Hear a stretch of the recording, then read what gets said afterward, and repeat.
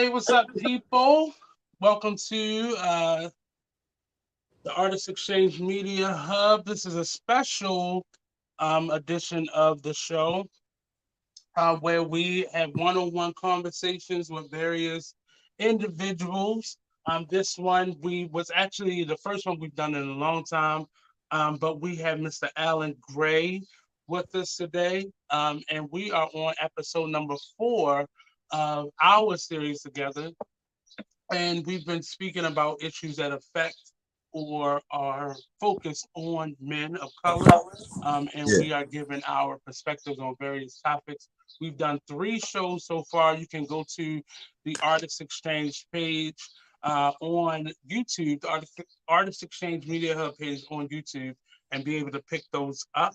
I'm really excited to be on here today and having this conversation. Today's topic is giving men a safe space to grow and heal. Um, and as I get older, I have to remind myself to do that more often for myself and for Right. the people that I'm surrounded by. But I'm going to throw this over to Alan and let us know what's going on with him, how you been the last week, what's new, and what's your take on this topic? Man. Well, I mean, everything's been good for the most part, been- other than working, but just working. You know I what I don't mean? think I can hear you. Can you hear me now? You can hear me? Yeah. Yeah, I can. Yeah. Oh, this technology, as smart as it is, You still can't hear me? yeah, I can hear you now. Oh, okay. But yeah, I mean, I've been pretty good, man. But just to get to the topic, giving men a safe space to grow and heal. I think um a lot of time we say that like it's a real space when really it's just the window for someone to be able to express themselves without judgment, uh for men to be able to confront certain things that we're taught and brought up on to see if they're actually healthy for us to to keep going, if it's Hmm. mentally healthy for us, if it doesn't do anything good for your mental and has you stressing things and trying to live up to something you may or may not can be, versus you just valuing and being the person you're supposed to be. I think men deserve a space where they can heal from their trauma. They can try to learn from mistakes, and it's not anyone else's business to give chances if you did them wrong. But it's your business to do the best that you can do to leave address what you did wrong, and you just need your space to do so. I totally agree with that. The only thing that I would add would be as we are growing and creating new, uh, um, I don't know what to call them, options or ways of living, standards of living, Yeah, we have to give grace and space for people to grow, right. because things that we knew or we were raised on, no matter how old you are, things are changing now at such a rapid pace in terms of rules of engagement or how we communicate or react or how we suffer, how we struggle. Things are changing so much that is leaving generations behind. And we're now forcing people to do what it's taken many people years to develop in such a small window of time. And I think that is, it's not about it being unfair, but it's just, I don't understand how people can't see that. Because, and I'll use, for example, the use of pronouns. Now, those pronouns are normally used in medical or medical adjacent areas. It wasn't something that was typically or used in everyday language. And as Yeah, people begin to adapt it, you start seeing it in the signature section of people's email or in their right. profile. It'll be like in brackets. But people were not. It wasn't like a notice that went around saying this is what we're doing now, but it was something that people just began to adapt and take Yeah, on for themselves. And it was, for me, it was difficult because you had to keep reminding yourself, but people were being punished for making a mistake or not thinking about it or simply not knowing.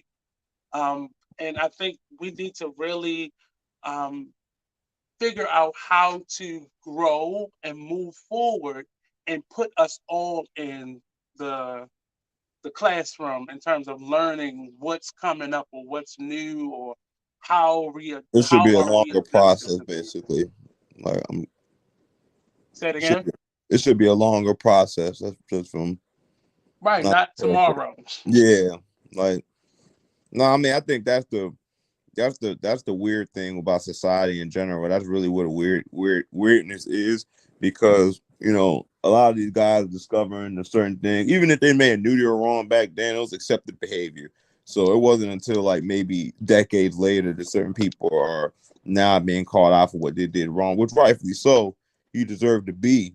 But I also think is the bigger problem of no societal shift happens in a day. Mm, Like, mm-hmm. what I mean, you had to tell, after we was emancipated and, for slavery, Reconstruction era, how long it take before just going down the street and killing black folk was no longer considered the norm. Mm, yeah, It took a long time. yeah. Even when it comes to stuff that we haven't done in the past, just a new concept. Yeah. Not a new concepts or just, I think this across the board. We have to, and I posted the other day, often grace is just something we just feel like it's something that's supposed to be restricted. And I Yeah. only give grace when I feel or deem it important. But we have to begin to give people grace. And I'm not saying that should erase the behavior or the punishment of bad behavior. But if this concept was not a thing when we were growing, it should not necessarily be something that we're now being held to a certain standard for. Um, and not give, like you said, not giving a long enough grace period for people to find out the information. Some of Yeah. these changes are happening on platforms that are not accessible to everyone or not a part of everybody's interest. And it's just a weird space that I find us all in as we grow forward. We're now being punished for information that we were never given. I Or mean, that's the thing. I mean, like, social changes are expected to happen, but it's like, two generations, three generations came up a certain way, and then the fourth generation comes up with a new train of thought. But hmm some of us are still, at grandma's house and at uncle's house, and they're telling us about the old days and how things are supposed to be. yeah. You're still getting a level of traditionalism, and that really the conflict comes when you want to keep certain traditions and you want to change other people's traditions. Well, and some people's traditions need to change because some of them are toxic, and I understand that, especially how when it comes to men, how men, feel now is like it's impossible to approach a woman. And now, hmm if you approach a woman, the moment you approach a woman, she immediately hit you with charges. When, while I do feel that a man shouldn't feel like just him trying to talk to a woman, he instantly gonna get accused of something.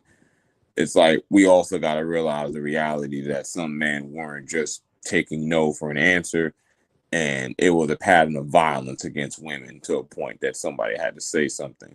hmm And every man isn't like that, but I do feel that um what call it, if that man decides to go to jail, he has should have the window to still say, I want to be better than the behaviors I used to exhibit when I was younger. Like, we don't like to say forgiveness, but you have to still give someone the grace and the courtesy if they, especially if they show real effort. Someone who did Yeah. some horrible things when they may have been a certain age and they're getting older, and you never forget what they did. What they did, what you understand on that the rest of your life. But I can respect the fact that you fully understand what you did, and you take full accountability for what you did, and you know what's wrong. You know what you did. Like, you know what I mean? Like, I'm all for us being on people for mistakes if we're going to at least give them the courtesy to show that they've changed. But if you're not going to Mhm. give people that courtesy, then And no. even when people do make an attempt, you have to remove your trauma.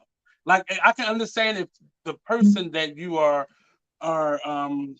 being hard on or pushing uh is the person who caused you that trauma. I understand that.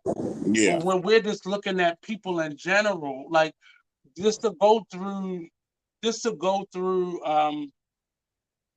the internet sometimes and you just see men fighting, women fighting, LGBTQ people fighting, Asian people, and everybody's blaming everything. So now we're to a point where if you even make mention of something that's a trauma to me, I'm going off, or I want you banished from the earth. I want you scraped. I want your existence to be scraped from, you know, society. All those things, but I just feel like we're just not making space for people to grow, and we're expecting for people to get it in half the time or a fraction of the time it took me to get it. And that's that what we've been talking about a lot lately, like using information as a weapon versus it Yeah. being a tool to help people to grow. And it's not some people being too sensitive or people wanting to. I feel like it's not about people wanting to get away with murder, but you can't compare. You can't act like a lot, especially behavior that men are in general being accused of. You can't pretend as if this was something that we didn't ignore at one time or something that we didn't promote at one time or push up and make a standard for men. Now we're realizing a lot of those things that we trained our sons and our men to be were not healthy and they were very toxic. Right. Not blaming mothers, not blaming fathers, but a lot of the information has been passed down and we can't pretend as if it did not happen. Like, or this wasn't a learning lesson at one point. Now it's being turned into no, scrap that. We got to do it this way. And Yeah. you've raised many generations that way, and now you're telling them it's wrong, and you're not giving them any grace or any follow up or wrap around information to at least say this is why this is wrong. It's You know. kind of like when you said, like, on one of the other topics, um not wanting to be role models is kind of a similar thing of we don't really care about your redemption story. Mm, Like, yeah. that's the energy a lot of men get in general. Like, one mistake gets held against you. Now there's a keen difference between one mistake and a repeated pattern of mistakes.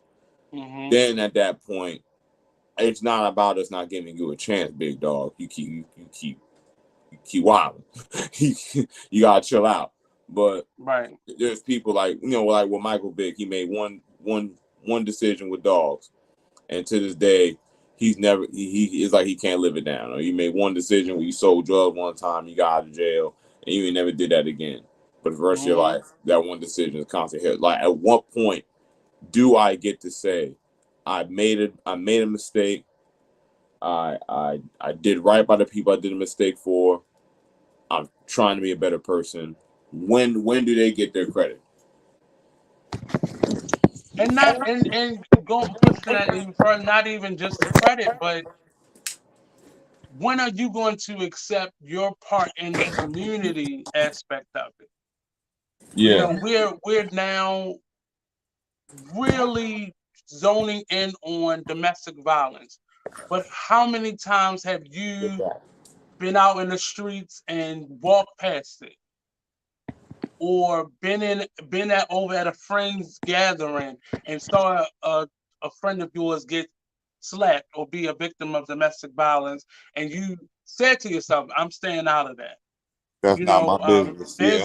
there's a on that topic, there's a thing that I've heard a lot of specifically men say. I don't get involved in that type of stuff because all she's going to do or all they're going to do is go back to that person and then I'm going to be the enemy. So it becomes a learned trait to do nothing. But now we still have that mentality, but now we are saying this is a hard it's always been a horrible thing, but now things are actually being done about it. People are being called out and called to the carpet in ways that they have not been before. And I think it's a great thing. But let's catch everybody up to those things, and not just with domestic violence, but just across the board. This I don't I'm gonna let you take that No, because my no, mind racing with this right now. no. That's a valid point too, because a lot of the times you see men hesitant to take up certain stances and say something inherently wrong because they'll bring up, oh man, these girls be lying. But what we don't talk about is the other half of that, where these girls don't be lying, but it be your Mm, homeboy, it be your man's, and you're. It's like the cop's code of silence, like the blue wall of silence. Like right. we gonna pull you to the locker room and say, hey man, you wilding right now, but do Mm-hmm. this and that and third, but you're wilding right now. When we need to create a safe space where like we can hold people accountable without it turning into us ostracizing you either. And I think that's why that wall of silence is there, because we'll have a homeboy who does something like that, but we know him. We know he a good dude, man. He chill with me. You know what I mean? He be solid, but like sometimes it's hard for us to separate our relationship with somebody and how they treat other people. And Mm, stuff like that is usually what happens, where domestic violence, a girl be getting beat up, and her all do homies know about it. And it's like if you ask them, when he's not around, hey man, he wrong for that. I tell him all the time not to do that and stuff like that. But he's around, knocking her out. is there so looking at what the topic is, so giving men a safe space to grow and heal.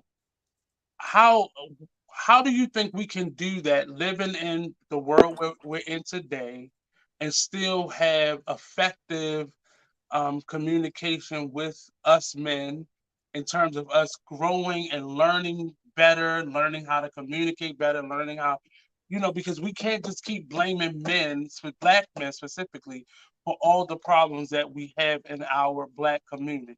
Yeah, I mean, Um, because it's not all black men. I think that's the bigger problem, that black men are being blamed for the circumstances of why the black man hasn't stepped up, when the idea and myth of black capitalism was built as a lie in the first place. This myth that they pushed to us that, we're gonna be the patriarchs that are able to use black capitalism to buy our way through oppression. That's a mm, lie, just so they can get our money. It's not even a quantifiable thing.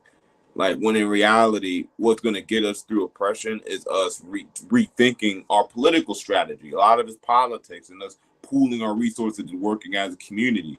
The Black Panthers didn't get shut down because they were the gun toting violent. That's the narrative that sounds good. It was mostly mm-hmm, women in the Black Panther Party and men, but they created an environment where they addressed things in the environment as a community. When the Black Panthers addressed certain misogynistic tendencies of how women are treated, the men and women would debate, disagree, sometimes argue, but they always met in respect. It was a safe space. But men needed that space now more than ever, because stuff like that was destroyed. Stuff like that was taken away, where we could have healthy discourse and exchanges without being judged. It's just mm-hmm, we're vilified and expected to be heroes at the same time. And right. you make one mistake, and that mistake is not a lightning rod for any criticism you get even 10 years afterwards. And It, I it it worries me because we keep having these trends in support, and you'll see a space where they're uplifting black men, and then that turns into the next trending. group of people. And Yeah. it's never really like a collective, hey, let's talk about this together. It's typically done in little isolated silos where this group of people is talking about it, and then this group of people Yeah. are, it is never really a shared conversation so we can see where the miscommunication is happening and Uh, what the needs are. There's something I've been saying this for so many years because it's something that I've seen as a teacher, um, teaching in Baltimore City public school systems and being a teaching artist and just being an artist in general. I noticed that there are always these groups for specifically Black women or women organizations, leg organizations, where they are trying to prevent things from happening. And yeah. typically, when even at young ages for Black men, those things happen to groups of people who are already in trouble or already down a certain path in life. To, I, it just feels like it's just counterproductive Yeah. because then at that point you got to use all this tough love when you could have just loved on them from the foundation point. And yeah, okay, so we're addressing the issues of parents not ready to be parents. So it's only one parent there, or there's somebody missing, or there's a toxic individual a part of that parenting team, or so Right. instead of us addressing those issues, we're just, you know, the F the F N word. I have to watch what I say because apparently I'm saying something that's offending people. But Oh, trying to figure those things out ahead of time versus he will be good. Let him just go out there and live life, and he'll get the bumps and bruises, and eventually he'll get it. But eventually it's turning into on their deathbed yeah. or in the cemetery or in in the penitentiary, or like in a space where they're being forced now to change. And that's a hard space to be in. Versus why can't this information be given to the sons and the daughters simultaneously? Why does it have to be a separated issue? Because now you're already creating distance, you're That's fine. creating this, almost battle almost Yeah, between two groups of people. yeah, the gender wars. I mean, it's by design to have men and women beefing with each other, and they do it appealing to different sensibilities of each to make it seem like both have safe spaces where men may be able to be public patriarchs and we're not objectified or sexualized in the same way as women, but men don't have a safe space to freely express certain emotions. And like you said, since there's not a large network of men who actively convey, I mean, as of late, it's been more, dope seeing these podcasts with athletes be more personable and tell about the hardships some went through. Kwame Brown, I've seen, these guys come out, and Jalen Rose. Yeah, people come out and really speak on certain hardships they had in the NBA, but it needs to be more commonplace. To be honest, a lot of the time we muffled out and we muted those voices because it didn't meet a narrative for what we saw black men as. We didn't see these black men as tough, and he's crying right now. Like Game was crying on the interview. We laughed at him. We joked. What are you crying for? And one of his homies died. Mm. And And even those individuals that are coming out, they still have to represent or have a certain image in the eyes of the public to yeah, even be able to get away with being that person. like men being healthy in mind and spirit, you we don't want that's not viable for marketing. Like it's not. Like we need the emotional damage. We need the personality disorder. That's what sells. We need the cool guy that had a shitty. It's like a movie to these people when it Right. comes to the certain black men that are allowed to get the the fan base simply for being candid about who they honestly are. It's only a certain type of people. Like and for men, if black men don't fit a certain archetype of how people view us, we don't get the chance to be unique and outside of the aspect of how they wanted to view us. And either they like us for what they thought we brought, or they don't. And uh, I just feel for a safe space. It it's gonna take a lot of people coming together and just finding a time to everyone Hmm. coming together to For to air you, out. what would a safe space look like?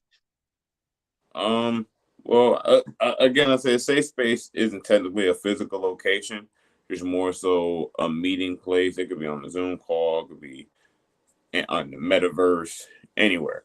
But or it could be in person, and it's just meeting up, supporting each other. Feedback. Because the thing in battle rap, we got called sparring. Someone sparred around. You'd be like, "Yo, man, how's the bar sound?" You'd be like, "Oh, that bar ain't that good. Take it out." And that's how I feel like men should be about life. Like, hey, man, what you think about this? Nah, bro, I'm not really feeling that, bro. Let's move like this. Or, oh, I'm sad. I'm letting girl left. Hey, bro, it's all right, brother. These things take time. I'm big on things like that. I feel that men need to window to be able to feel fully human, to be able Hmm. to express our emotions. And yeah, that's how I feel about that one. Sorry. And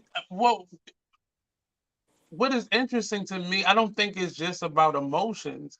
I think that's what it looks like in terms of needing a safe space to communicate, but just being heard, whether it's something about specific about your emotions or just your truth in that moment. If something's hurting you, if something doesn't feel comfortable, if you need to be vindicated or apologize for something, like this having a safe space to be able to do that Yeah. and not feel like it's going to be content for somebody to put on their social media or speak about in their social groups. Right. Yeah. That's what I'm saying. I Going mean, even before beyond emotions. because now it's profitable to take sides in gender wars. So for men, it's easy to just say, "Hey, look at him. He's saying this. Cancel him." There's a culture. People get paid to wage war from both sides. So men so much is just not operating as like the perfect Mm, soldier. It's always going to be that danger because we just live in a social media environment where everybody wants everybody to be perfect and nobody is. No man is here because he doesn't deal with his demons or his problems. It's just some of us deal with them, some of us don't. You know, yeah, but yeah. the safe space for men is where we can all sit around and realize we all got our problems. Every last one of us. We have our problems, we have our fallacies, we have the things that, we wish we can do better. And it's okay to not be perfect. It's perfectly fine to not be all the way there. It's just you're trying, you Mm. know. You're not all the way there. We don't even know what all the way there looks like. We're just trying to get there. What should be some of the things that we are in terms of narratives or content, or what are some of the things that you think we should be pushing out there, like perfection is not a real thing? I don't believe in perfection. But I think as a society we're obsessed with perfection. Hmm. I always find that funny. We're obsessed with perfection in this society. Like you'll see people who like they want the perfect career, they want the perfect job, they want the perfect woman, they want the perfect whatever. They want the perfect everything. Everything is perfect. The problem with that in the vacuum of men is that a lot of the times they're not perfect. Just because it looks all sunny on the roof side is when we get in that attic and realize there's a pressure leak Hmm. or the radiator is cracked. There's real problems, and that's just saying that for anybody we can. You don't know what people are going through, and you don't know how they process that. But I think for men, it's okay to deal with these things. It's okay to be overwhelmed. Sometimes things are overwhelming, but most of us don't have a safe space to be vulnerable. Being vulnerable is not something you can do publicly. Not Hmm. it's not it's not allowed. It's not It's not something like you don't get any G points to say, hey man, I'm really going through a lot right now. This is just really like oftentimes you was told to handle it a certain way. Men don't move like that. Men don't do this. Men don't do that. When maybe he just was sad that day, bro. And he needs a space where he can just be that and not be judged to someone telling him what he can or can't do. And even if you're going to, even if you're going to comment on actions or behavior, be willing to listen to the other side of it. Actually, Or listen, homie, right, yeah. right, just actually listening to it. And I see people are more comfortable with pointing out flaws or imperfections, but they're not willing, one, to learn, I mean to teach or to grow, but they're also not listening to what the bigger issue is. I just watched a clip earlier today, and it was, and as a teacher, if you've ever been in any type of classroom as a student or teacher, you've had this happen where someone didn't come to school smelling as good, Yeah. or as fresh as everybody else would want us to. And the teacher made one, and I know this was the wrong move because I've been there. And instead of the teacher trying to figure out who it is and then finding a more discreet way of dealing with that individual, he made a public demonstration of how we should clean ourselves on a daily basis. Using And that kid. right, and you said what? Like using that kid, like embarrassing that kid. Right. So the people in the classroom that don't have an issue with their electricity being on or where their clothes can be clean or don't have an issue with their water being turned off or aren't suffering from homelessness. Oh, that's Um, crazy. and you don't know what it is. I mean, he could just be a kid that don't like washing off, but it could be a gambit of other issues that's going on. It could be neglect or abuse at home where they're not allowing him to do certain things. And as a teacher, Yeah. I've seen all of them. And that's one of the spaces. And it was more hurtful that it was a black man doing this because he wasn't like angry doing it, but one of the students made mention that somebody's not so fresh. And I always in my classroom, I always say, hey, how would you want this to be handled if you were that not so fresh kid? Yeah. Like, how would you want that to? Would you want to be made? And everybody knows who it is, so you want to be publicly humiliated in that way instead of trying to find, because now the teacher don't even have to say anything, especially in a lot of city schools. There are a number of individuals in the school system, administrators and social workers and counselors that can address that one-on-one with that child and their family eventually.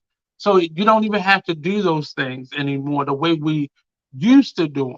So Right. growing in spaces like that, we have to, I don't know why it's and a friend told me black men are soft today because we're not hands-on with them, we're not harsh with them, we're not tough with them. And I feel like the exact opposite happens, or rather, everybody doesn't respond to that.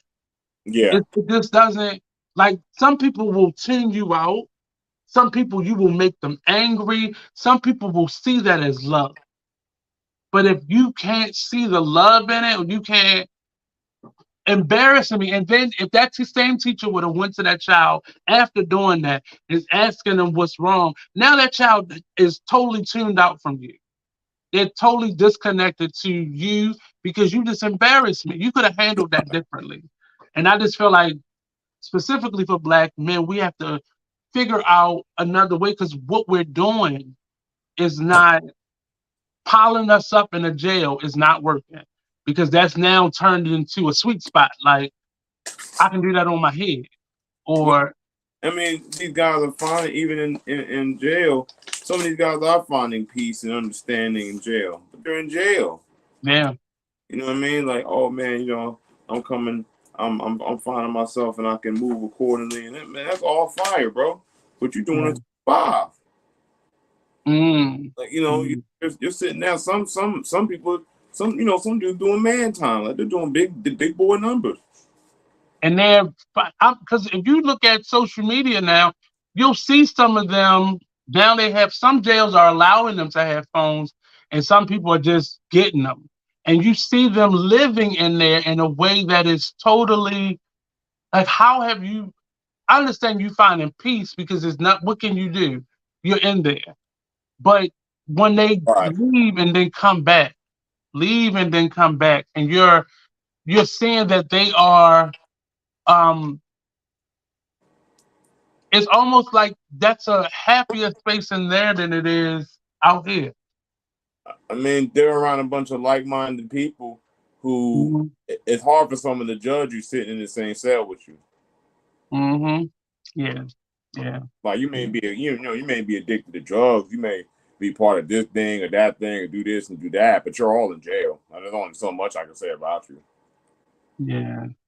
I mean, that's a lot of time when you make bonds like that with other men. That when all of those intangibles of what separates you in society are gone.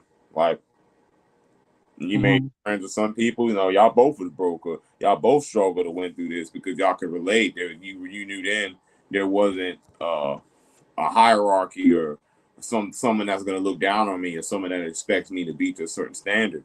And uh that's where the disconnect with our safe spaces go because while I do feel men have to correct some you know, ideological things that we hold on to that are toxic. And I feel Hmm. we can do better in expressing black masculinity overall and the imagery of what a black man is. I also feel like that's a black man conversation for the locker room. I feel like that's a conversation that's only going to happen when brothers show empathy to other brothers and allow them the understanding to take the chance to walk the journey of finding better and getting a spirit right and shit. Because all it really takes is that one person to listen instead of trying to talk to you and talk with you and listen with you. But how do we? Because so on the flip side of that, somebody that's like for me, I've been in the school system for a number of years, Yeah. and I've noticed that certain types of people can get through to certain types of children, and that's a difficult thing to see because you have one person in the classroom with them, at least one or two people in the classroom with them, and because I don't represent a certain type of man or a certain type of person, because I see it happening with women now too. I'm not listening to that. How do Yeah. we break that monotony up of if you don't fit the image of my favorite rapper or somebody I deem as strong or powerful or successful, I don't listen to you because we see adults doing that now. So Um, how do we break that up? I mean, it, we were fighting about that's idol worship at a point because they're sold to us as the example of where a man should be. The high value man on that nonsense with the cash, the cash money cars, and men are gonna often emulate statuses of power. So they're Mhm. gonna emulate these guys who, like, you go home to your parents, you not have a decent house, and then you looking at a guy who acts a certain way. He making a quarter million in 2 months. So I mean, Yeah. you're going to emulate what shows is viable to that side of white America that just wants to see black people and have unconsequence free crime sprees. That's what that's pretty much how we get silenced if we go against the grain and most of us are silenced and our actual grievances of how manhood may be are often silenced because they first told us that it's crime makes us like women. So the other atrocities that they allow to slip on both black men and women go unchecked because we're not even paying attention to both sides and how we're being done. Like black men Mhm. openly will get 1 in 4 men is in a domestic violence dispute. But how many men can publicly come out and say that without getting clowned? Mm. Like Yeah. how many men can come out and say I'm a victim of SA without being ridiculed and can accuse of this? How many men can say like so that's where creating a safe space just has to come from a sense of everyone can get a second chance if you're willing to work for it, but we have to be willing to give it. We have to be willing to give men the chance who may have displayed toxic behavior but generally want to change. We don't have to get them multiple opportunities, but I'd say everyone deserves one, in my It opinion. just it feels it just and I'm it just what and I don't rely on social media, but as somebody who does these types of things when we're talking and having discussions, I try to always have my head in a space where I know like a lot of different perspectives. So when I'm Yeah, talking to someone who may be demonstrating that, I know how to communicate with them. So I'm watching a lot of things happen or being said, and there's a lot of information that I feel is just false and false in a way where it's detrimental to us because that's the information that's being put out there. That's the information that's being absorbed more. yeah, You see Kevin Samuels, like I remember when he first started coming on, that wasn't his messaging. But yeah, because he saw that where he was going was not going to be profitable or liked much, he pivoted to a space where it became attacking, where it looked like he was attacking black women the yeah, most. And we didn't see the we didn't see the stuff that he was saying to black men with the men. Well, it was mostly black people that was tuning into him, but it was just the messaging that's being put out there, yeah, and we're turning everything into a sexual debate. You know, yeah, men versus women, or versus LGBTQ, or versus mixed individuals, light skin or dark skin, or if you poor, you rich, and it's just I'm noticing. It seems like the more valuable you look or you are perceived to be, you then begin to adopt these behaviors or mindsets, and you begin to communicate in a way that is not healthy. right. Just because you have a certain amount of money or a certain amount of I just saw this meme that was like, if you broke, you shouldn't be dating. And I was like, that's weird. That's a weird thing. So we're promoting people, we're punishing people for not having resources or not having the Yeah, funds like that we but not deem is enough. not having the opportunity to do so. That's what you're basically saying. No, no, screw you. Mhm. It's like, And is this topic was harder for me because all the other ones we've done so far, I had a really strong point of view, but this one is, I think, the one that I'm currently uh most of, mastering. yeah, most of us are probably at the safe space part where we just Yeah, finally got to a safe space, and now it's like the other four is gonna be kind of like dark waters because we don't know where we're going to, but we have to keep yeah, going till we get to the other end. But it's right, fascinating because you know we don't even know how to imagine men in a safe space culturally, and a safe yeah, and healthy space. That's the big thing. Not just safe, but a safe and healthy space. A space where masculinity has nothing to do with our capability for violence and hurting people, but protecting people and showing grace and empathy and compassion. Things right, that we often try to say are soft, but because they come from the heart, they love based, we like to call it weak. And me personally, I think that makes you strong. And I think that makes it strong when we show that to each other. right. You made a post the other day speaking on, I think it was yesterday, speaking on for example, the Yoruba culture. Yeah. And you studying that, what does that culture um say about these types of issues? Like what is their perspective on um healthy mindsets for men in general? I know it doesn't probably have anything specific about it, but What does Um, it speak on? How does it speak on this? I mean, just in general, the general code and ethics of Yoruba is walking a path to righteousness, and um, pretty much a similar concept to what you get from how people practice Christianity, that doing good deeds to get you to the afterworld. But I think it's the premise as to why that's the difference, because it's not done you know from the fear of being sent to the bad place, but it's Hmm. more so of you're putting out all of this positive energy so you can make it to the other side, because that righteousness is purifying. That righteousness and doing the right thing and cleansing and being there and showing compassion, it gives life to you. It gives life to you and those around you. And for men specifically, it's a spectrum that we're often not in, because most of the time we're stone faced, emotionless, meant to be like machines. When Yoruba literally operates in a spectrum of peace and serenity and tranquility, like mentally, when you give aspect to these certain deities, even the warrior god in Yoruba for Ogun is just an aspect of fertility and strength.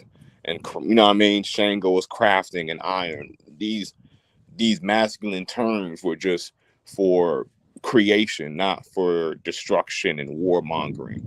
Like our entire concept of strength and what you consider powerful has nothing to do with who are hurt, who worse. Like when And men, it appears that way because those I can tell once we begin to adopt it here in America, it becomes so external. we It doesn't feel like they have really absorbed the nature of any of those principles or practices. well, I see this with a lot of like woke guys too, who take they'll say, oh man, peace and black power, and say African spirituality. But I always say that oftentimes people take black spirituality from, most of us are Eurocentric, Hmm. 400 years subjugated perspective of what black Anger, spirituality should be. right? You It know, comes off as anger or frustration. yeah, it comes off, and it's xenophobic to things that are different. So we're saying, let's take it back to Africa, and we're going to take it back to the supreme one universal law. And this is how we're all supposed to be as men, not realizing there are 163 cultures in Africa, and there's almost damn near 60 countries. So, And it's probably more than that. We just haven't discovered them yet in right. terms of cultures and religions. Like Yorubans is just a tribe of people from West Africa, along with the Igbo and other people. Hmm. So that's a Nigerian. Yeah. yeah. If you've seen Santiera or Trobogo and Voodoo, it's Hmm. basically an offshoot of Yoruba. Right. And if you notice, it's very serene, and their praises it's not one of these things where we're worshiping like shadow lords and everything else like people say.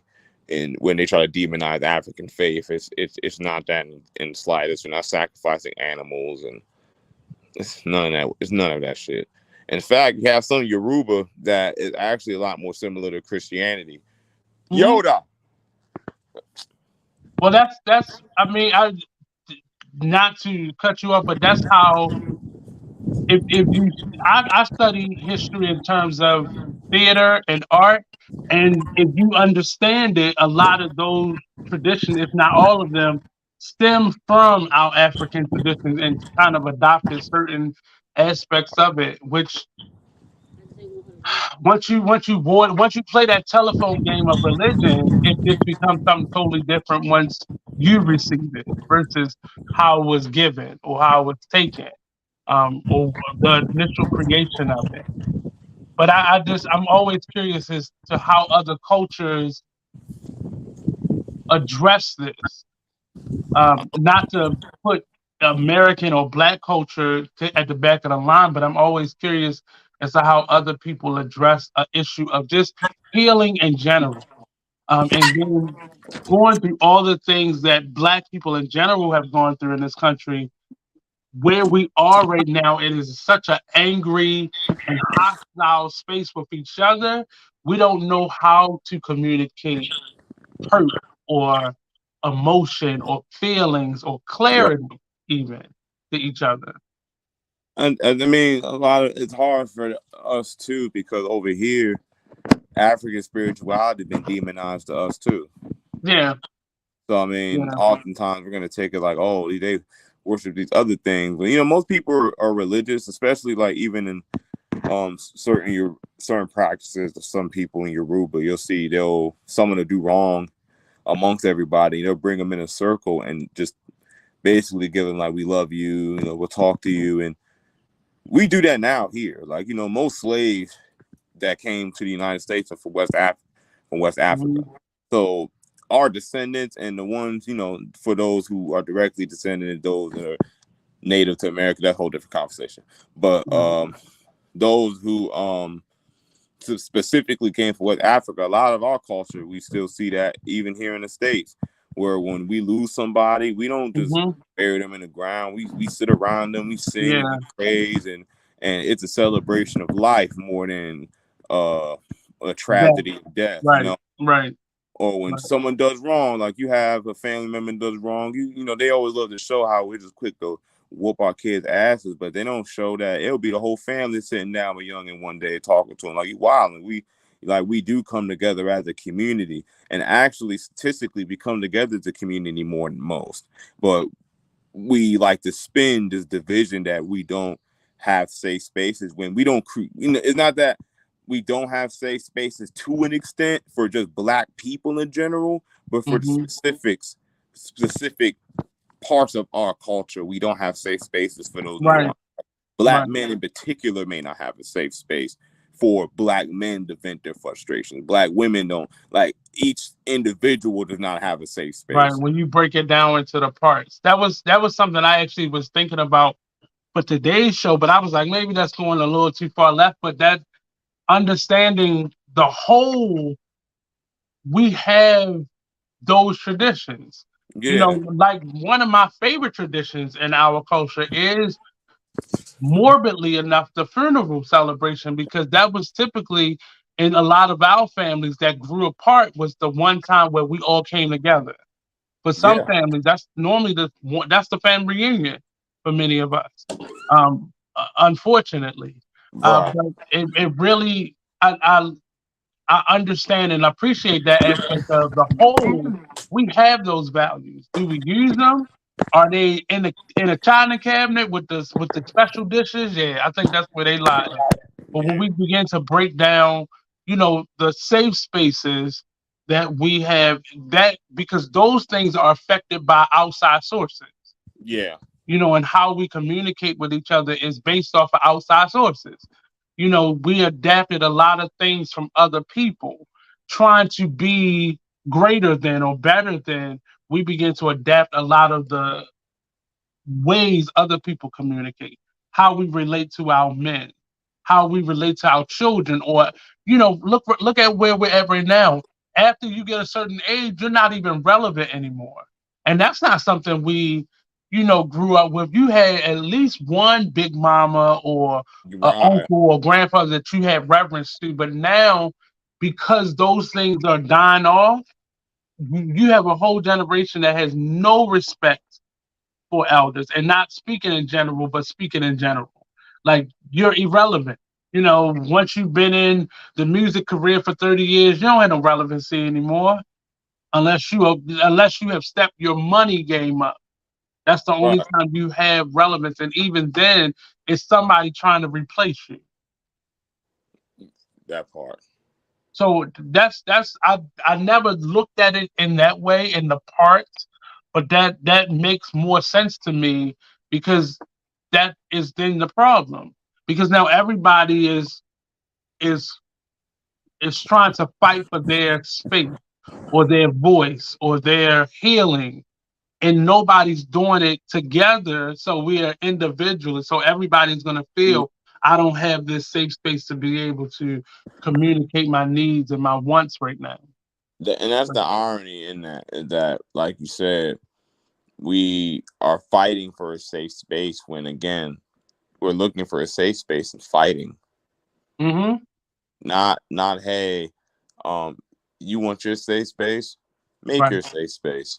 I want to make Mhm. my safe space. And matter of fact, you want to come to my safe space and we talk and have a good that's what a safe space is supposed to be. Like there's no judgment. Your differences don't matter here.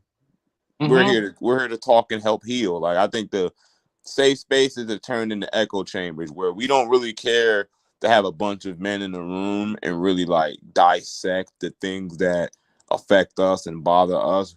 We want Mhm. our homies in the room so we can validate our opinions or we can talk about our problems. And Yeah, that's fine, but we need it for every black man needs to be able to have a conversation with another black man to some level.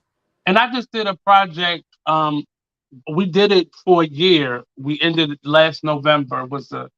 Was the end of that. Well, the end of that phase of the project, and that was one of the things that we incorporated. It. I had. I was feeling a certain kind of way because my 40th birthday was fast. I felt like it was like it felt like 40 was running towards me faster Right. than I was running towards it. And it just felt I was feeling things changing in my mind mentally, the way I saw things. I was distancing myself more, trying to heal those broken parts. And I brought together three other guys in this, what I called an accountability space. And they were like minded men, but we were all coming from really different spaces. And some of our stuff overlapped where other stuff was drastically in its own gray space. And what I learned from that, we actually branched out, and one of the gentlemen presented the idea.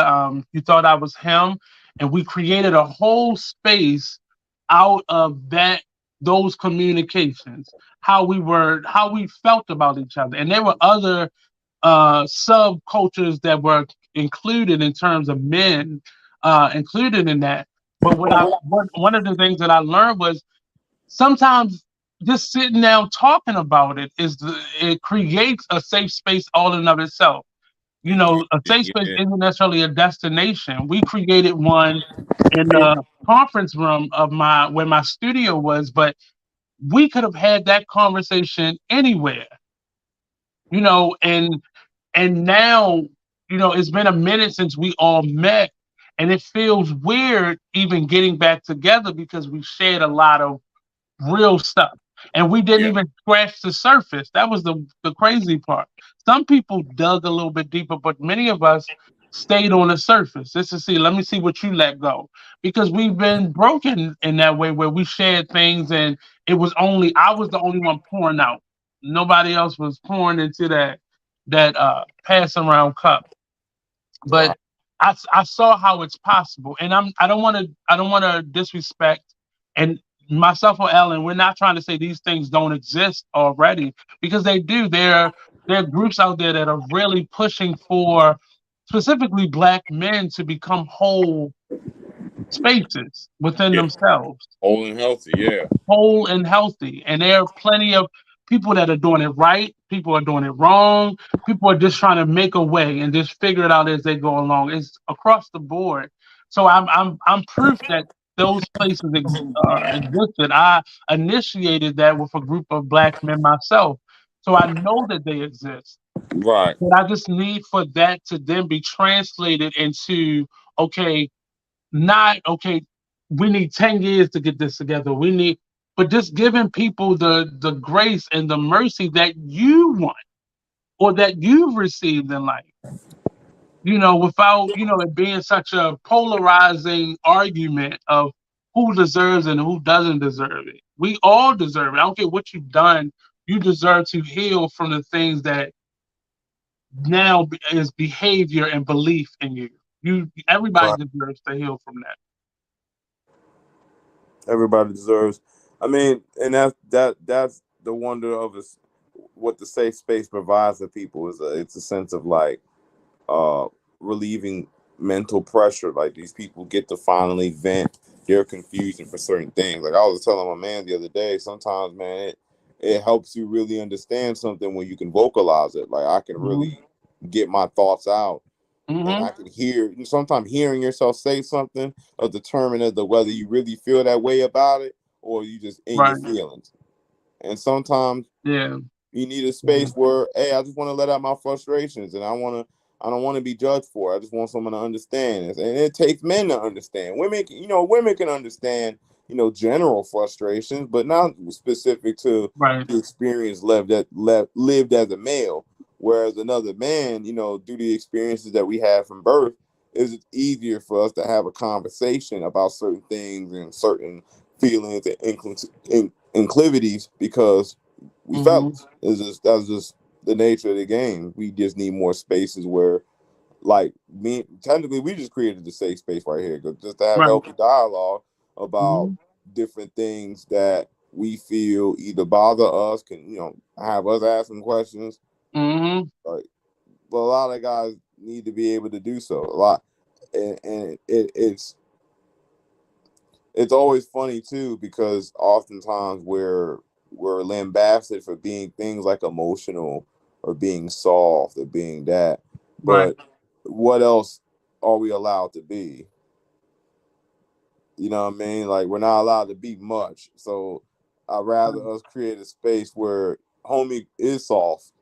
That's fine. Hmm. Homie over there, he a fighter. That's fine. Homie's a scientist. So I guess, what does it matter? He's still a man. We're all men. Right.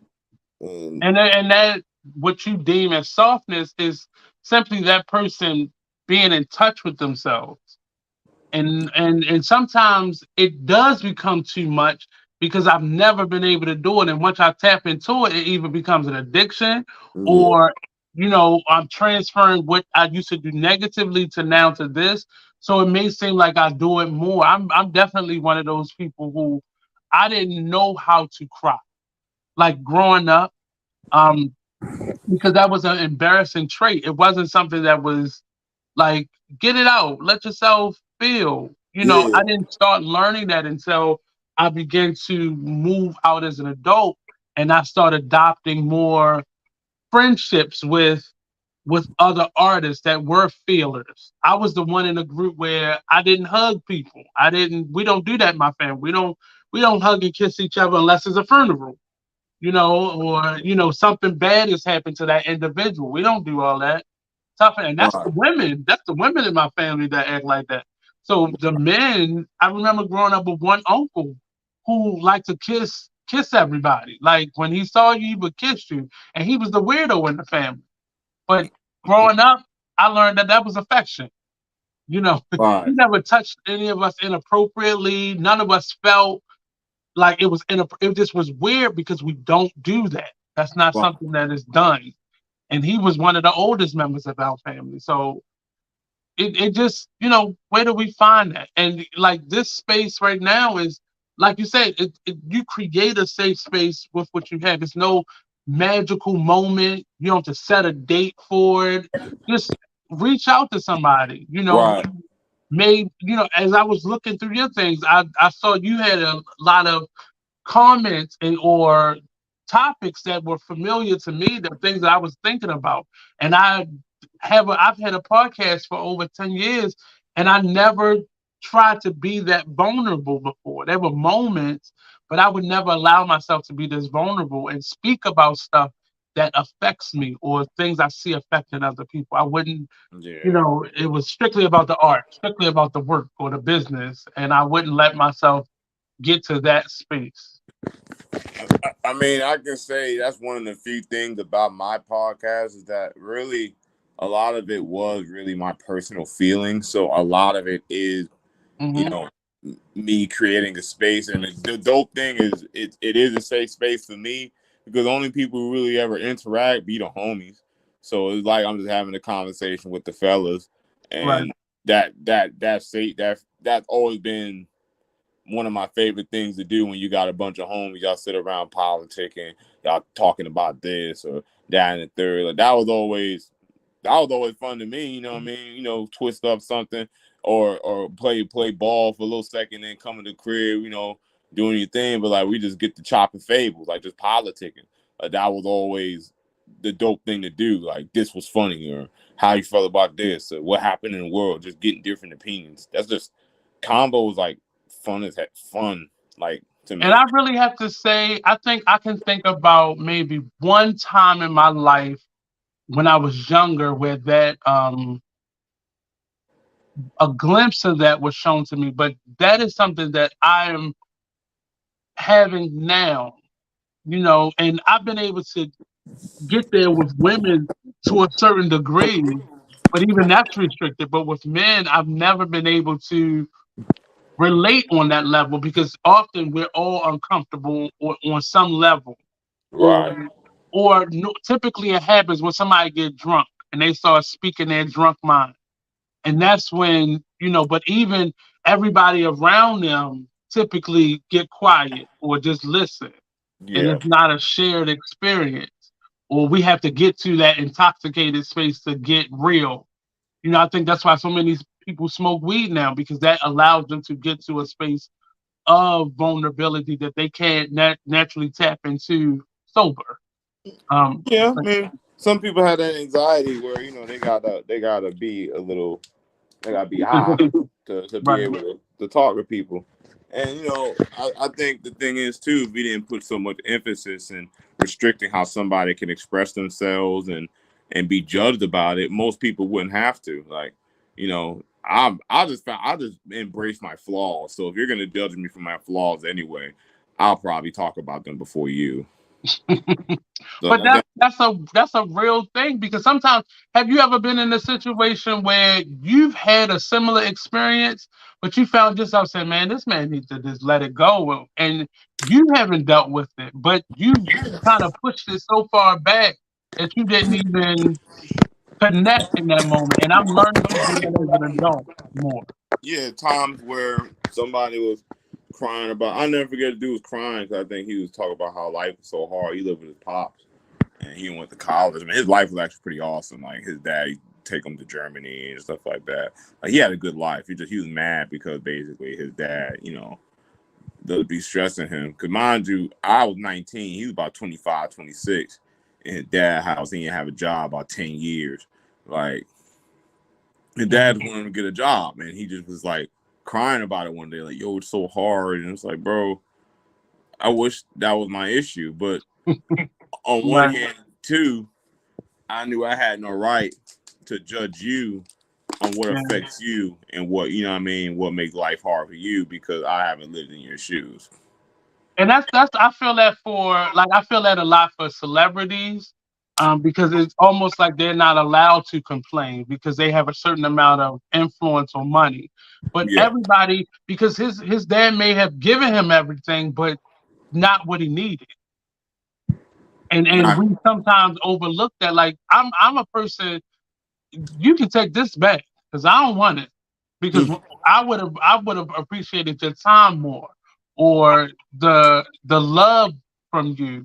You can't put a monetary value on that, and and that that's the yeah. thing. A lot of people. My fault. I didn't mean to cut you off, No, man. go ahead, go ahead.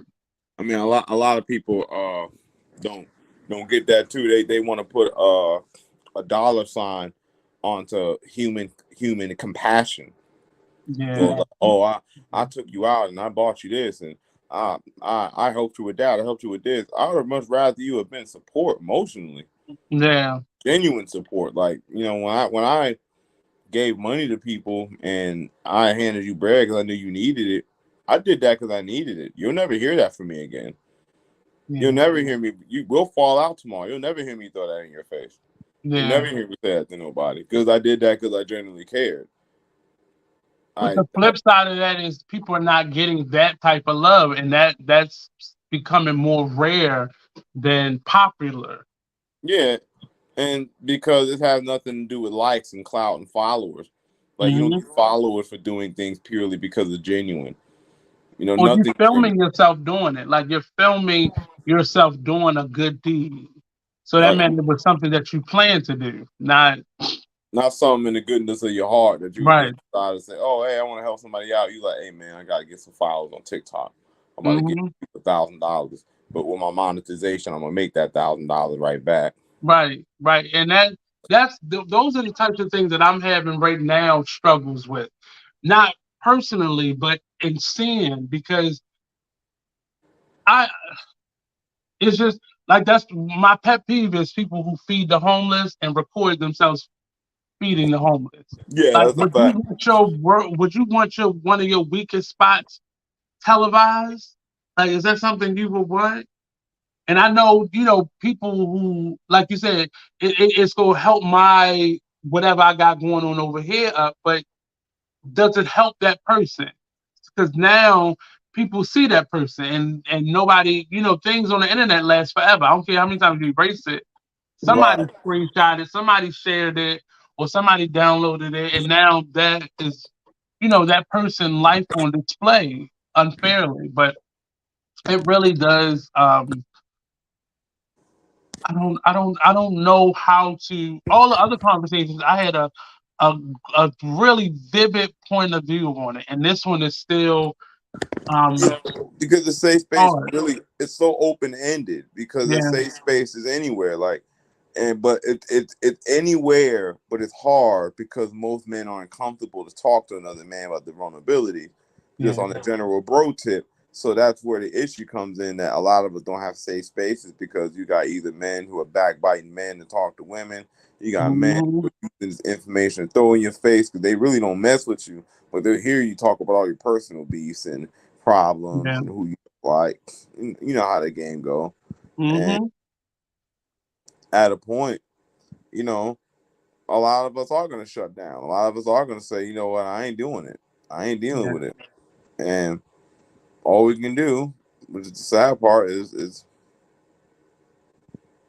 just keep trying our best to create spaces for ourselves and make sure it's available to anyone. Anyone that wants to talk to me or you, I'm pretty sure they could just reach out and Hmm. say, "Hey, is on that." That's all we really can do is just be an example of the positivity of a safe space to grow, to Yeah. heal from things that bothered you. Some dude be like, "Oh man, I got bullied when I was 6. You should get over it."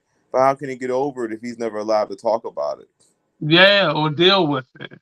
Like, with Michael B. Jordan, the girl's like, oh, well, people clown him because he's almost 40 years old and brought up how these people used to call him cornball. But imagine you telling people, because she didn't just say about his name, she said she used to clown him for him, they were going to an art school and he used to show off his headshots. And like, what time you walk around with a headshot? What do you want to do? And this Right. is his dream. This is his life's goal. Maybe that did bother him. You were probably the motivation for him to keep going hard. Right. Or the And catalyst for him not to have gotten here faster. those insecurities that people had to learn to fight through because people that didn't understand what they were doing wanted to Hmm. judge and ostracize and hate on them. So when he just keeps the same energy, I I don't have I don't have that. If he had a safe space when he was younger, with a lot of Yeah. black boys didn't, where he had he could express his love for his talents and the things he Hmm. likes to do without being judged, we probably Right. would have been where he wanted to be a lot faster. I But have a I have a I have like 6 or 7 uncles, my mother's younger brothers, and I've never seen any of them. I've seen some of them cry before, but it was normally when like after my grandmother passed away, and the idea of losing your mother. But I've never seen any of them um, really at a whole healthy space. And my second uncle just passed away, and it's we haven't gotten to the funeral yet, but looking at his life, like um I did like a little post on my Facebook forum, yeah, um but I can't remember a moment where um I could see he was really thriving, and not putting his issues out there. But I always, part of me, my fear in life was not becoming that person that could not be expressive. And I think that's one of yeah, my reasons for wanting to be an artist, because that was the only time I could pretend to be someone else yeah, and it be accepted. And I fell wholeheartedly into that, because that became a space where I only would pick roles that were cathartic, and would allow me to feel and remove feelings from myself. yeah, And I know a lot of artists who lean on being an artist for the same reason. And there's the question that I always ask: can you be an artist a successful, talented artist without the struggle. Because many of us entered with the key of struggle and wanting a space to hide from or get away from the struggle from. I know that was mine. I can't speak for everybody, but that was my entry point. Um, I'll say that the struggles made me improve harder Hmm. more than anything. But I think it was a genuine just love for it. Like I love drawing. Like I Hmm. love the craft of it. I loved, you know, it was just something that really just captured me. Like I like to create. I like the science of it. I like the same thing how I treat rap. Like I generally just love the craft of it. I just love the Hmm. craft of structuring and creating it. It's like I'm putting a potion together. Like I'm a magician. Like But if you did not have the content around you to speak about, would you still want to be a rapper? yeah, I didn't used to rap about anything. I literally used just like rhyme Hmm. words and intricate schemes, and the science of rap. The Right. content of rap is where it helped me keep rapping because I'm not just rapping about I'm running in your house and grabbing granny. Like, I want to have conversations about politics and, how metaphysics and, God and history and culture. And, Hmm. so the content helps the rapping, but the love for creating it, the love for it, I think. Um, but like you said, we all went for that emotion. Some people, you said people went to the art for that catharsis, and I agree. I'm that cathartic feeling of when a good bar is written and when I see a good picture, that that makes me feel at home, That keeps me Right. going in the arts. Right. So And it even evokes, even if it's not your art, it helps you to pull out something that you may be dealing with. yeah, like other So emotions. art will always be a part of my life, even if I choose to not be the active participant in it. But it definitely this, it. I think what is interesting about this topic, it is forcing you to understand your vulnerabilities. Yeah. And as I said, feel free to direct some of those questions back at me. But for you, is there a, a reason, or what would your safe space be needed for? Um. I mean, I was doing a comic book, so my safe space was just always where I could let my imagination run wild. Like Mm, I never had a lot of friends I could sit down and really talk about my comic book with because most of my right. friends, not being funny, but a lot of my friends are street niggas. And like the nerds I had, it was cool, but they'd be at school usually. And I maybe had one or two legit nerd. Like I've always had like this deep like secret longing to just have like a clique of nerd ass friends. Like it's slowly been coming together, but like I've like it's something that's slow. Like slowly, I got a few homies from I can call and just generally nerd out with. That's all I've ever wanted to do. Like I just And you may have had more, but some of them had to wear that mask of that's the thing. something Like else to survive or to, as they felt like, get through.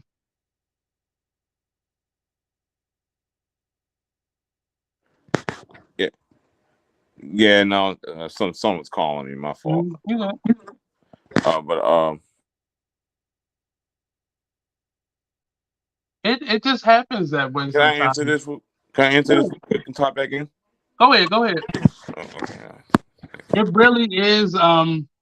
I mean, for me, this topic has been interesting because it forced me to it forced me to be in a space of always, well, not gonna say it that way. So I decided to bring back this series, one because I stumbled upon Alan's lives that he has done on his platform, his podcast series, and it's relatively hard for me to connect with certain individuals. And I have a friend in my life right now that we've been having a lot of really good conversations. And it is very interesting because our friendships started really cool. Like we were really cool with each other, but we would not have conversations. And I like I told him, I said I have friends, mainly women, but I have a lot of friends who my bond with them was so unspoken. Um, Unspoken meaning, for example, I have a best friend that I still deem my best friend. Um, well, I won't say names, but I have a couple really good friends that we may not be speaking right now, or we've had time apart right now. And the issue has always been not necessarily my lack of communication, but people don't typically communicate the way I do. I'm typically really direct. But I used to always get this thing with a lot of my women friends where they wouldn't understand what I was saying, or they would say that they didn't understand it. It didn't come across to them as something that they got. And it just became difficult to relate to people.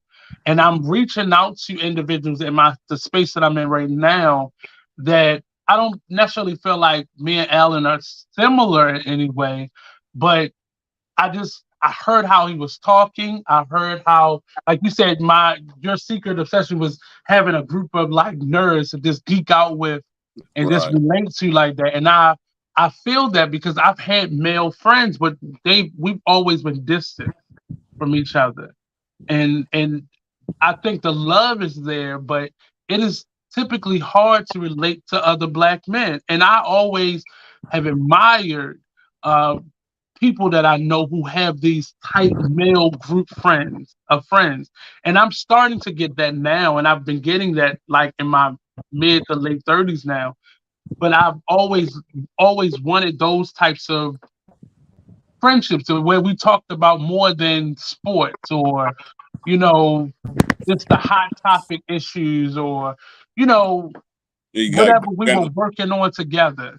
yeah, like we're generally homies. Like it could be anything. Like yo, you went to Walmart today, and like the cashier said something stupid, and like Right. we're all interested. We don't even care about the cashier, but we're just generally interested because this is Right. you. Like, Right. But that happens like I was saying before you got back going, like I have women friends that I can have those types of conversations with, but I've always allowed that to only go but so far because there's still a difference in how you will interpret things that I say. mm-hmm. So I have really good friendships with women, but sometimes they have been conflicted because they'll say something that is attacking to me being a black man. And because we've gotten so close, they almost don't even look at me as another male. And it becomes a little difficult for me to deal Yeah, with that. So like it feels like you can only be a great friend to like a woman being a man up into a certain degree. And I know that's just growth. Growth can happen, and that could happen definitely. But I've always wanted that group of male friends, and I've had male friends growing up. But males typically, once they get in relationships or once they grow apart, and they'll see you when they see you when things happen. Women, in my opinion, stayed like that. But I'm now realizing that they were men who had relationships like that. And I'm like, what the hell was I missing? What did I yeah, what button like did I not push? a lot of my friends from high school, like a lot of well, a lot of my close friends for the most part, we still talk every day all the time. Like I Hmm. told the nerd friends I talk to, like a lot of these dudes I knew from high school. We were Yeah. just always cool. We just kept up with each other. Yo, what you doing, bro? Like everything. Some friends I haven't talked to a lot. We grew apart. I do. Hmm. I'll hit them up still every now and then and tell them like, hey man, nothing changed. You still the homie. I wish you the best, But do I talk to them every day? No. Yeah. I Um, get it. I mean that's something that's normal. I think It started to be normal. Yeah, I think growing apart in itself, I think as long as if you're growing apart because life just takes you on a different path, I feel like that doesn't necessarily negate the tight knitness Hmm. because I want my friends to succeed anyway. So if you're succeeding, bro, I'm living life, you're living life. It ain't like when I hit you up, you ignore me. Every time you hit me, I answer the phone. Every time I hit you, you answer the phone. You send me a message, I answer. It's like, Right. but if you with your kids, you with your wife as your friend, and that's the thing with friendships too, is because you real brothers, we understand each other. We understand our individual position. Like when my homies have kids and they at the crib and wifey shooting that look from the room, and you don't gotta tell me to leave the crib. I already know what time it is, bro. I already know it's time to get out of here. Or Yeah. we all chilling, and your man got work tomorrow. I was like, hey, bro, you need to take your ass to work, bro. Come on, man, get to work. Mhm. Nah, man, chilling. Hey, we'll see you tomorrow, bro. Like, cause we genuinely care about you. Like, Right. we not here to be cool, bro. Go to work. Or, yo, man, you slipping, bro. You can't be doing that. You moving too Yeah. slow. And Cause that was the emphasis behind that accountability circle that I called on, because I was missing that in life. mm, One, and often we make a lot more mistakes when we aren't accountable to people, and mm, not simply you telling me what to do like a warden or something or a social worker, but like in those situations, like, man, I think you've had enough. I think one too many drinks. I think it's time for me to yeah, go home. Let me take you home. And I had that with the women that I'm with, that I've have befriended and such, but it just, on a male side, that was something that it's still a difference. Is a yeah. certain way that you can talk to another guy that you have to sometimes second guess speaking to a woman friend in that same way, even if you're in a relationship with them. Male locker room talk is not for women. Yeah. It's just not like I want to talk about my thoughts on women, my dealings with women. Like like we know men gossip. We just gonna call it what it is. We just gonna say men gossip. But Hmm. and that's all. Hey, in your space amongst homies, amongst your friends, that's what it's for. You got your you ain't supposed to gossip to strangers and everybody, but you got you're tight in the homies that something can happen, and y'all can, like, a lot off the time, me and my closest friends, something will happen, and I ask them just to see if I'm tripping a lot of the time. Like, am I doing too much? Should I, do Hmm. I feel this way? Because I know more than anything, I can, number one, I can be open here, because I'll talk to my older brother. I could be open with him. But then the bigger thing about it is that I know you're not gonna lie to me. Like, I don't need you to cater to my feelings. I just need a space where I can express my feelings and get an honest response. I don't want to be judged, Yeah. but if I'm crossing the line, if I'm doing too much, like, hey, little bro, you slipping, that ain't it. And like, all Or right, just not joked off or just laughed off because everybody uncomfortable in that moment or you something. feel me? Like, Yeah.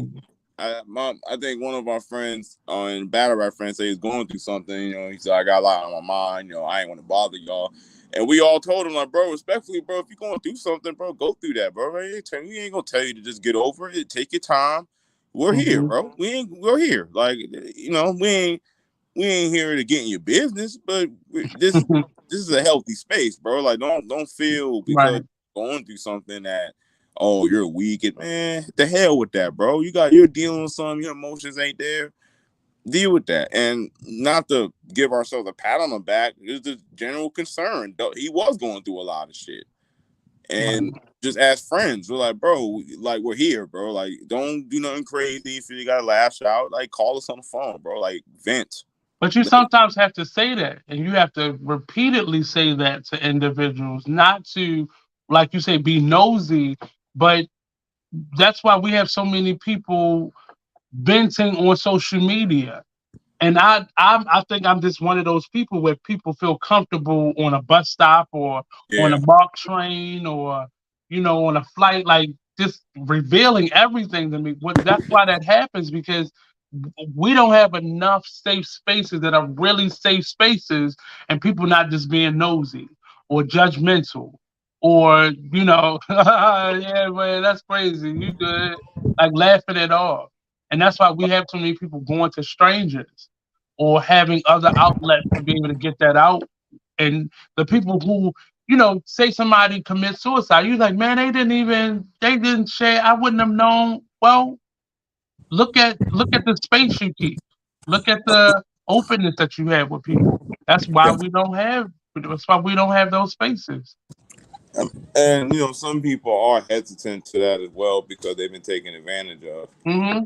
They were Yeah, that's why we say safe space, because people just want to vent, and like you said, people, instead of venting to social media, they mess around and vent to some stranger Right. just because they don't have anyone to vent to. But that stranger ain't your man's, so he done ran around and told everybody in their mama house what you done told him, and now Mm-hmm. you're being judged by people who don't know you. Because if he's doing that, I doubt he's telling people the entire scenario you probably told us. Or most importantly, again, Yeah. it's people who don't care about you. So all they're doing is judging you. They don't care to actually listen to you in full and hear your circumstance and, yo, man, you just going through a lot. They don't care. Yeah. That's what kind of drew me into your conversations because you would preface a lot of stuff or include, you know, how people approach you or how people take you. And that was interesting because you don't typically hear people you always hear people talking about their haters or stuff like that, but you don't typically hear people really voicing their feeling about something. It's always packaged in a real masculine box with a strong bow Yo, man, on it. I ain't Right. with that, bro. It's like, no, like when I always said it, when I actually don't like somebody, I'm gonna vocalize it out loud to myself to see if I actually can stand on it. Because oftentimes we'll feel a way about somebody for something that, oh man, I don't like But how you they tapped talking into a trigger sometimes. Sometimes they tapped into a trigger and we just blame that person for it. And versus that what we're person has dealing no with. idea that that happened to me when I was 2 years old. But you could blame that person because they just pushed that button that opened it up in you. Like he didn't even know you. He was just talking, but you just took it personal because Yeah. it triggered something in you that you ain't in an insecurity you ain't deal with. So now it's, I don't like him. I don't like that dog. I don't like dude. He be talking like this. And it's like, bro, you don't even know Mhm. that man. But I always say I'm so thankful for the backspace button because I've many times I'll be listening to something like a podcast and I'm Twitter typing and no this backspace it was enough for me to look at it, get it out, look at it, and be like, no, that's not important enough. It's not. It's just. It's not. It's not. It's. I've gotten into too many battles on social media to do that anymore because it's sometimes these people don't. Sometimes these people aren't even on the. They're just on the surface of the topic. They haven't even read the article or watched the video clip or know anything about what they're speaking about. They're just commentating at that point. that's why I always say black people need safe spaces for stuff like that, because you have people who, like, because they don't, it's like you have a battle with academia. It's like, especially online when you're arguing about a topic that involves like human rights or anything, and you'll have people justifying an atrocity. You'll have people like saying, "What's the natural order of things? Some people got to go," and you're telling people, "Hey, bro, that's a little amoral. Let's not do this to innocent people just because they don't believe in the same things as us." And it starts turning into dialogues about sensibilities and politics versus just Right. human empathy, like just generally saying, "Hey, I don't agree with a lot of lifestyles. I'm not going to treat these people bad and say they deserve Yeah. jail or ostracization or they can't voice their experiences. That's not my. I mean, it's not. I'm not We're the so ear for that. dispensable to each other, though. That's I heard that so much during the pandemic. We're running out of food. That means some people we gotta. That's why some people gotta die. It's a natural order. We don't have enough food to feed everybody. Like, It's like, bro, no, natural order. What that we're. I dog? mean, people have got. And it used to be this. I went to this workshop when I was first becoming a teaching artist, and it was about conflict resolution. So they was like, if you're in a classroom and you got say two boys in a heated argument and they start fighting, there's something that has started to happen in our communities. We don't see each other as human. So one of the things before touch was a bad thing in a school system, they would say have them stand in front of each other and have them feel each other's heartbeat. And that mentally will say, this is another human being. Oh, I can't go straight to murder. I can't go straight to kill. This is another and it has worked in some classrooms and it has not worked in some classrooms because if you don't see me as human, in some cases, I don't want to say never, but it was going to be very difficult for you to ever see me as human if you ever saw me as non-human. And I think how we relate to each other is very important It because it if I is. don't feel like I have a space for you, then I'm not listening to anything you got to say. Right. That's the bigger thing. Uh Mhm. when people feel like, oh man, I don't want to listen to you because you don't agree to my particular sensibilities, and that's where you got people running to every vice imaginable to express themselves, even if it's violent, even if it's Mhm. destructive, and that's where the problem really is going to keep surmounting for black men not having spaces to deal with certain things because we're only accepted as a certain way publicly, and Right. those that aren't accepted have to find their own tribe basically where they can be themselves. Yeah. That's a hard space. And I think that is what if anything could define my struggle as an adult, that finding your tribe, that Right, concept of finding your tribe, and this really, you know, you can make that up. It doesn't have to be just family or just, the friends you grew up. You really have the power to be able to define who your tribe is. right, Who's my doctor, who's my lawyer, who's my dentist. You have that power. So why can't you choose the people who are in your life on a daily basis? Like you have that authority and that power in your life to choose your tribe.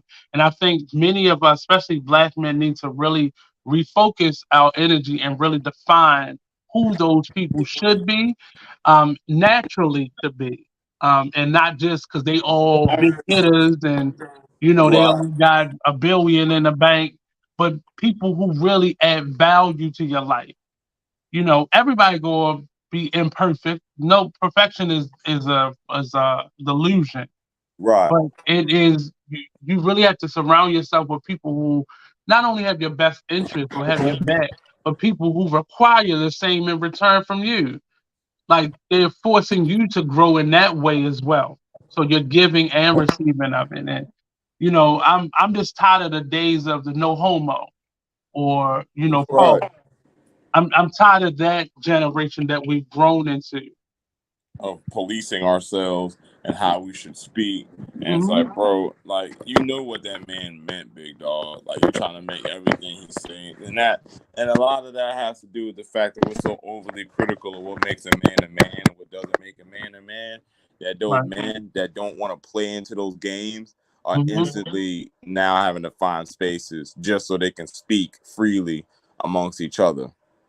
And that wasn't even your intention in saying that, but pause, no homo. And it's disrespectful to people's intelligence, but you're also creating, like we've created an environment for that, where Yeah. everything that I say has this double entendre meaning, and I gotta make sure you don't think I'm homo, or you don't think I'm, And coming at you on in that way. And it's a weird reality that we in, it, and it's even weirder growing into a community that is that, like, that's not, I don't remember that being a phrase that we used or had to use.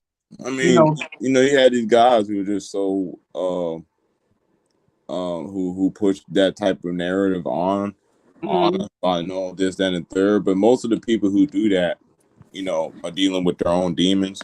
Yeah. So Yeah. like they like when oftentimes people complain about other people being themselves and existing, I Mhm. always felt there was a partial envy because you wish you could be that open about how they're living because you live the same way. You're just Mhm. not proud of it. So when you see other people who are proud of it, like I anybody who's being themselves and you're not harming women and children, I personally don't care. I have no malice towards you. Live your life well. That's how I've always felt because if you're being yourself, you're not hurting anybody, you're not committing any Yeah. crime other than just living. I don't care what you do. I think the issue comes when we're dictating what people do when they're being themselves. But the irony in that you only feel that strongly because a part of you feels that way. You're just Yeah. angry inside that you can't express yourself the way they are. So let me make them Mhm. feel bad for expressing themselves because I don't. What are some things that you feel we can, um do to create those safe spaces for ourselves? Like, what are some things that you notice that are happening that is creating the opposite that you feel like if eliminated could help with a lot of those safe spaces? A lot of the major thing is really our idol worship of celebrities. The materialism that celebrities put in our community is believing that capitalism is going to save us and just buying a black dollar. That's just a Mhm. marketing tactic from black celebrities to get money out of poor blacks. Yeah. Like when in reality, no one's starting a food bank. No one said, "Hey, we're going to do WIC programs." People with money that would not have anywhere near as much overhead of just doing food farms in neighborhoods and just building the community up. Like the community, hey, those schools are abandoned. How about we just do like a little daycare center and build it up? Everybody pool the resources, we make a daycare center and put and get an LLC, and then we can watch the children. Hey, we need a food bank. This is an abandoned building here. Let's make a food bank. We don't need shopping malls and Louis Vuitton bags, and that's not what we need. We need healthy environments so children can have safe spaces to grow. They could find who they are. They could find themselves, but our environment has to become healthy. Like Mm, me, yeah. like we got our environment, the community have to be involved in a true community. Like it's easy to weed out devils in the community when the community outside together.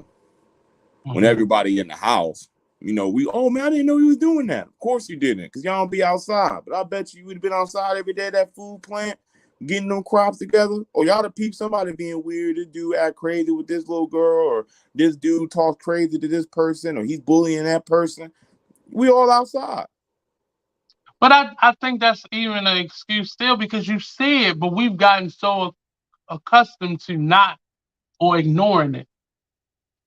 You see it. I You mean, know, you if you live if you lived at least 20, 25 years, you know when someone's getting beat. Sometimes you can't. You know when someone's being something is happening because all like with sexual assault with children, it's typically someone that's not being watched.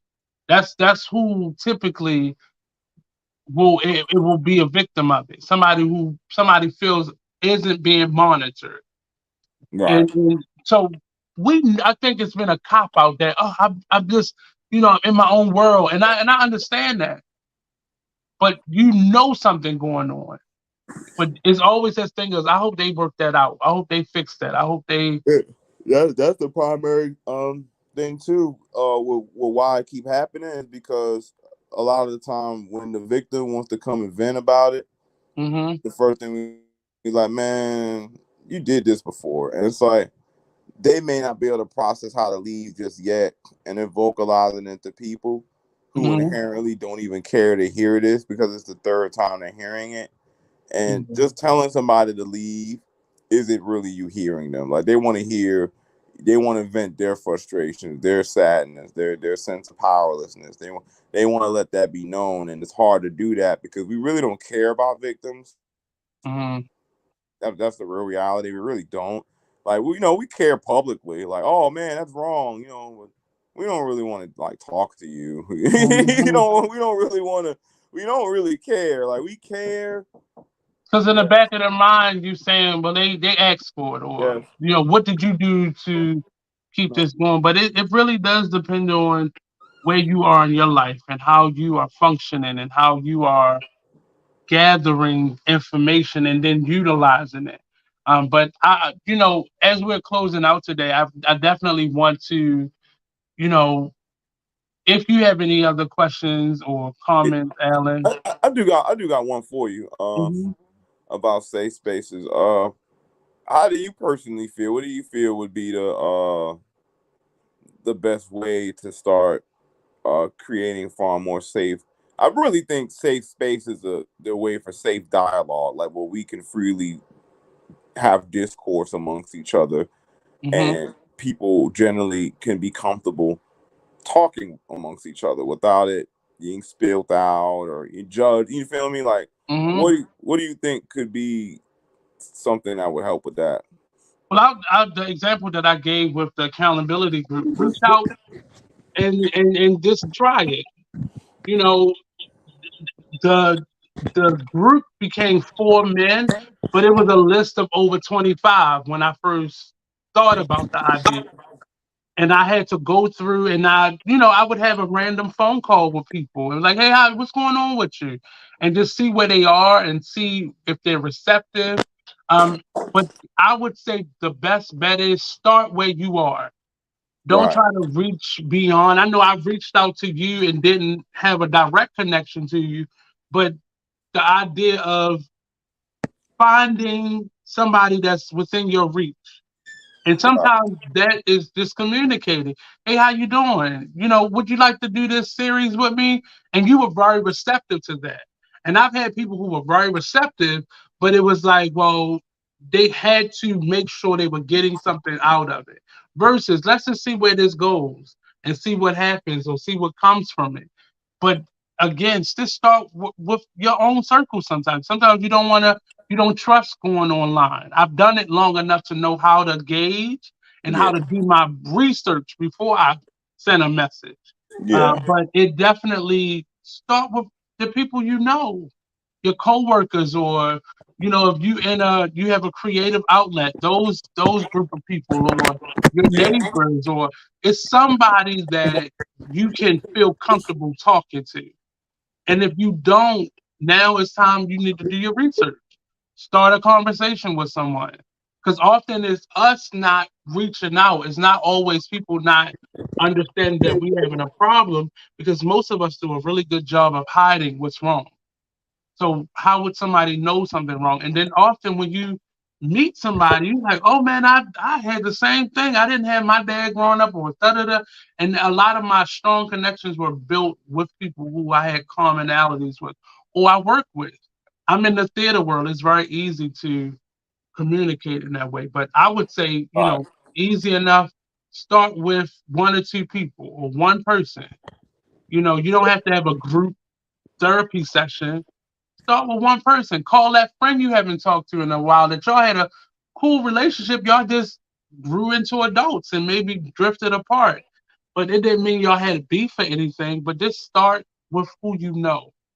You Right. know, that's my biggest advice and what I'm practicing right now. But you have to be open to hearing and open to learning and not just you listening to somebody else's problems and or it going directly to trauma bonding. You know, sometimes you need that person that you can just vent with and you get off the phone or you leave them and you feel so much lighter or so much refocus. But yeah, that find that person. And sometimes you gotta do your research. Yeah. Sometimes you got to start with just a basic conversation and see where that person is. How Just to, judgmental are they? How just to extend toxic that are they? olive branch. Right.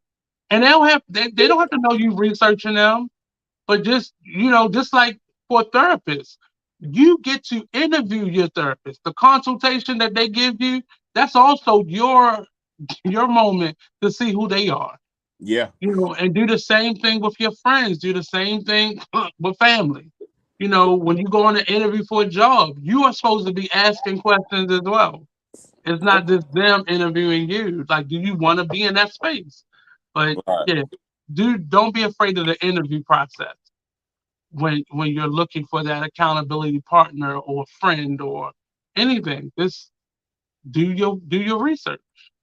That's a Don't be bet. so desperate to want to spill because I've done that and said the wrong thing to the wrong people who now community know what I was feeling or what I was going through. But Right. do your homework. Everything requires a little couple steps before you jump into it. But that's where I'm at. But this one was a difficult one for me because it's something trust is a big part of who I am, and building that trust has been very tough. So this one was very near and dear, the Nah. actual factual in my life right now. But um, anything else you want to add, or and you want to end? I'll let you end this one. Well, to end it on a good note, the beauty of the safe spaces is that as men, It gives us an opportunity to express things that bother us, upset us, our insecurities with our role in society that, believe me, a lot of us do openly talk about amongst each other. Um, Mm-hmm. why things got to be this way? Why am I expected to do that? These are perfectly viable complaints. We have the right to, but do it amongst each other and healthily. Let's discuss things. Let's speak about why society expects us to operate a certain way, and instead of attacking everyone else outside of us, other people dealing with their own societal constraints and not the money to fight it. Let's all come together and let's all find spaces where we can heal and we can grow and we can do better and Mm-hmm. evolve what we consider masculinity amongst each other. Like Mm-hmm. that's, but It's, yeah, it's a lot. It's a lot, and that's what these weeks have been for. Just to unpack some of these things and just at least ignite the conversation. yeah, Um, and because sometimes it's hard to pinpoint what the issue is. So, and us putting together these topics, it really helped me to kind of understand and hone in on a topic. And I don't have to have all this stuff floating around. But yeah. where can we find you at, sir? Oh man, Anchor.fm on the Nerd podcast. I do a live video on Facebook as well, but I'm slowly gonna try to start making that transition to YouTube. Um, Mm-hmm. it's just I gotta start putting in work editing videos and going live and stuff. I want to do like video essays. So Start where you are. Start where you are. At least, everybody got a beginning. yeah. I just want Mm-hmm. to start doing like real more essays again, and yeah. That's pretty much it. Again, Buzz, an honor every time you bring me on. These convos Mm-hmm.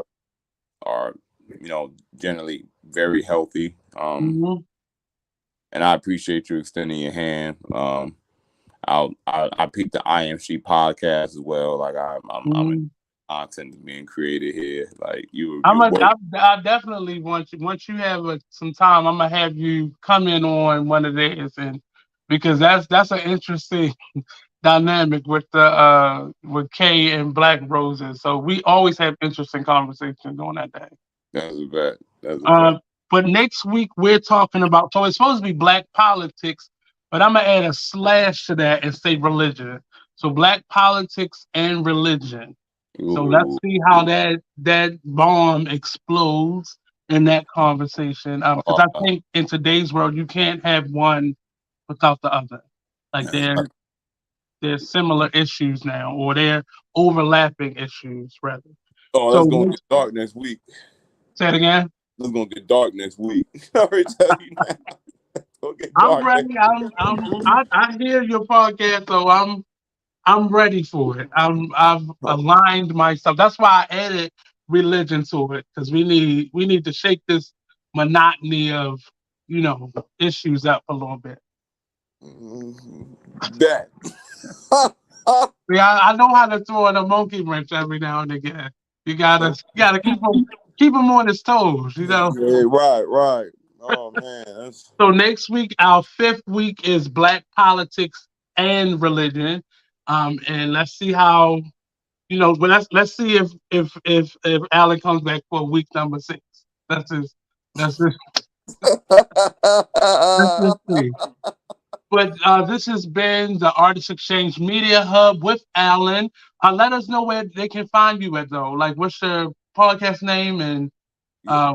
where is it at now? Nerd Rap Podcast is on Spotify, Okay, Stitcher, Apple Podcasts, anything with podcasts, you can pretty much find it. okay. I put up episodes a few times a week, so just tune in while you're going to work or at the gym. Hmm. I got a lot of topics. I talk about a lot of things. There we go. So, like as always, you can find us on YouTube. I don't feel like Facebook and Instagram is going to be for me forever as we continue to build on this website that I'm creating. But YouTube has been pretty good to me. I haven't had too many whammies, but if you at all, disclaimer, if you at all uncomfortable with this, and I'm gonna put this at the beginning of this video as well, turn off because it's not a space for you can feel differently. I'm not asking anybody to feel the same, but hey, give people the space to at least communicate themselves if you're Right. feeling uncomfortable in any way. But again, see you all next Friday. Tomorrow, tune into the IMC podcast at 11 a.m. with Miss Black Roses and KD and sometimes me. Uh, Okay. so we'll have an interesting conversation for tomorrow. Have a nice day. Enjoy this week. Hopefully the sun come back out and the rain is over. Man. All right, y'all. All right. Peace out.